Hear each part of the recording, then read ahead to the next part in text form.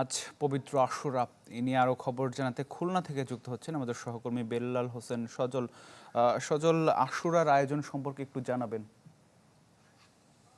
আমি ভরসা রাখি হিরন স্মার্ট ওয়াটার পিউরিফায়ারে।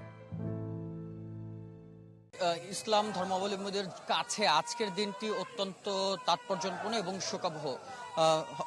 মহানবী হজরত মোহাম্মদ সাল্লাহ সাল্লামের যে দৌহিত্র ইমাম হজরত ইমাম হুসেন রাদিয়াল্লাহু আনহু ৬১ হিজরিতে বর্তমান ইরাকের কারবালা প্রান্তে আজকের দিনে তিনি সহ তার পরিবারের সদস্যরা শাহাদাত বরণ করেন। সেই ঘটনার পাশাপাশি সমস্ত যে নবীরা রয়েছেন তাদের জীবনেও কিন্তু আজকের দিনটি অত্যন্ত তাৎপর্যপূর্ণ। আমরা দেখছি যে নগরীর যে সাউথ সেন্ট্রাল রোডটি রয়েছে সেই রোডে শিয়া সম্প্রদায়ের যারা রয়েছেন তারা এখানে যে শোক মিছিল আশুরা উপলক্ষে সেই শোক মিছিলটি বের করেছেন এবং আমরা আছি এই শোক মিছিলে। এই মিছিলটি নগরীর যে আলতাপুর লেন রয়েছে সেখান থেকে বের হয়ে তারা নগরীর বিভিন্ন সড়ক সেটি প্রদক্ষিণ করছে, পাশাপাশি তারা যে শোক মাতম সেটি কিন্তু করছেন আমরা দেখছি।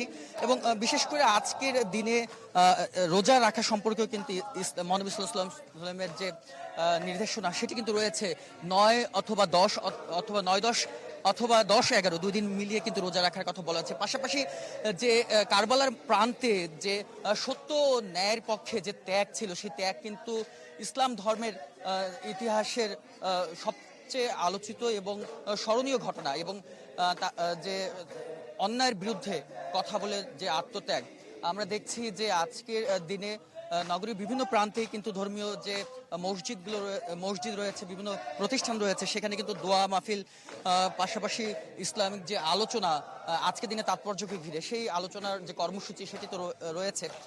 পাশাপাশি বিকেলেও কিন্তু শিয়া সম্প্রদায় খালিশপুরে তাদের যে শোক মিছিল বিকেল ৩টা থেকে ৩:৩০ দিকে সেই শোক মিছিল রয়েছে। পাশাপাশি দিন ব্যাপী কিন্তু নানা ধরনের যে আলোচনা ইসলামিক যে তাৎপর্য এই তাৎপর্যপূর্ণ দিনটিকে মুসলিম সম্প্রদায়ের মানুষ তারা কিন্তু নানা বিষয়ের মধ্যে দিয়ে কিন্তু তারা পালন করছে। তো আতিক, আমার কাছে খুলনা থেকে আশুরার এই ছিল সবশেষ। জি সজল, অনেক ধন্যবাদ যুক্ত হবার জন্য। খুলনা থেকে আমাদের সহকর্মী বেল্লাল হোসেন সজল জানাচ্ছিলেন পবিত্র আশুরার খবর।